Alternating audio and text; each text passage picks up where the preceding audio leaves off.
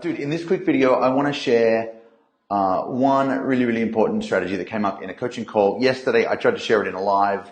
My internet sucks at home, so I've just finished up a webinar with our clients. Thought I'd share it now while I'm in an office with some good Wi-Fi. It's probably a bit echoey. Hopefully, you can hang with me because I guarantee it'll be worthwhile. So here's the thing. I'm talking to this client, and he's really good at selling his stuff over the phone. But here's the problem. Not enough people are booking in for the sales call.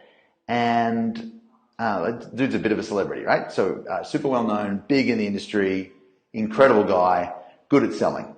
And but not enough people are saying yes to the call. And I said, so when you talk about the call, like, what do you call it? He's like, I don't really call it anything. I'm like, okay, so here's the problem. It's a little bit like if somebody walked up to you on the street and said, hey, dude, see this black box? And you're like, yeah. Well, I've got this black box, right? And at the front of the black box, there's a hole, a dark hole. You can't see what's inside it. And they just say, hey, why don't you just, got this box. Go on. I dare you to put your hand in the box. There's a part of your head that goes, no, I'm not going to put my hand in some box. I don't know what's inside there. It could be snakes. It could be spiders. Yeah, it also, I guess, could be chocolate, but you don't know that. And so you're unlikely to put your hand in the box because two things. You've got no context about what the box is about, and you have no idea what's on the inside. And they're the exact same two reasons why people don't book in for your sales calls. So here's the deal. Your sales calls need the same two things that the box needs. Number one, it needs some context. And number two, it needs a light shone on the inside so somebody knows they can stick, it's safe to put their hand in. So all I'm going to say is this. Let's get some colors happening. I'm looking for a purple right now. The first thing that your sales call needs is a name, a handle, a title, so that I know that if I book in for this call, how am I going to be better off? Like, what's the benefit to me if we do it? I wonder if I can move, I reckon I can move that down. How sexy is that? I can move that's cool. So number one, your call needs a name, so I know what it's about. Because if somebody comes up to you and says, hey, I've got this box, I've got this rainbow chocolate box, pop your hand in. The fact that they said rainbow and they said chocolate makes you more likely to, you know what, I can't see what's inside, but he said rainbow and chocolate, put my hand in the box. So your sales call is a little bit like this dark box. It needs a name. And so typically we'll name it by the result it creates and who it's for.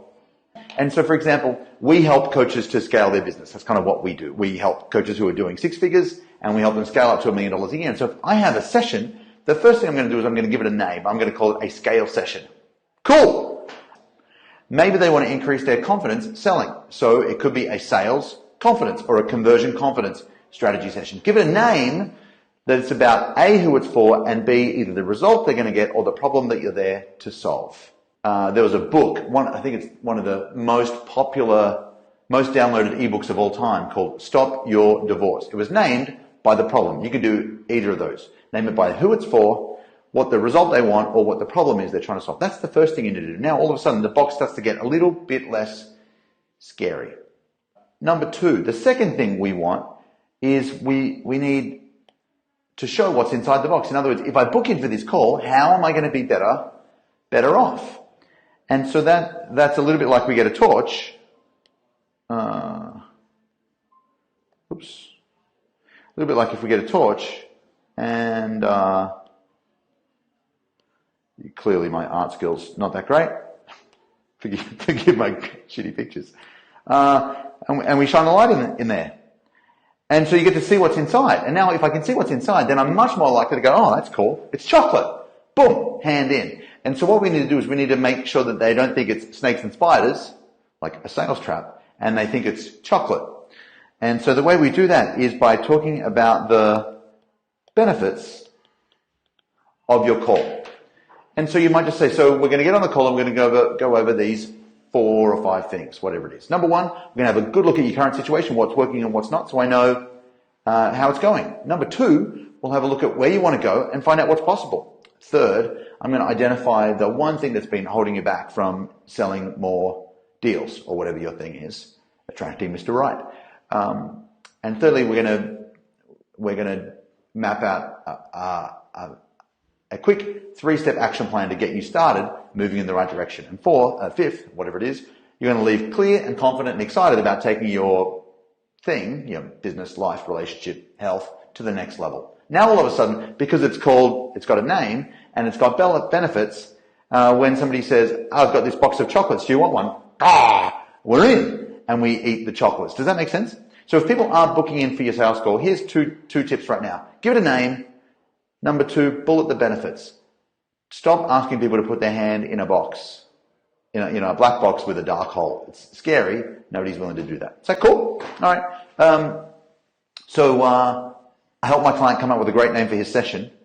I helped him come up with a list of 3 to 5 bullet points for his session, and already it's starting to pay dividends. So hopefully it does the same for you. I'm glad I'm in a place where the internet works. It's been fun hanging out today. Good to get back on the old live, and I'll talk to you soon.